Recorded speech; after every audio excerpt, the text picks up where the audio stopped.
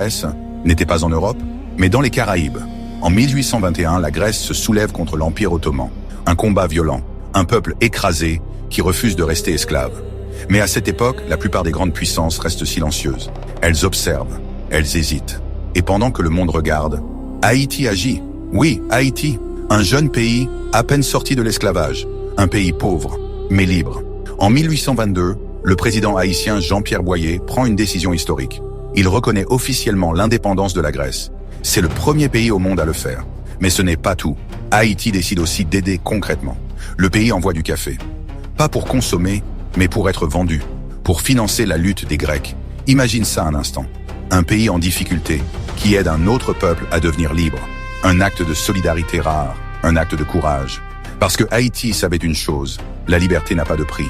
Mais aujourd'hui, qui parle de ça? Qui enseigne que la première reconnaissance de la Grèce vient d'un petit pays des Caraïbes? Presque personne. L'histoire a oublié. Ou peut-être, elle a choisi d'oublier. Alors pose-toi cette question. Pourquoi un pays qui a aidé d'autres nations à se libérer est aujourd'hui laissé dans l'ombre? Mais une chose est sûre, l'histoire d'Haïti n'est pas terminée et les vérités cachées finissent toujours par refaire surface. Si tu veux découvrir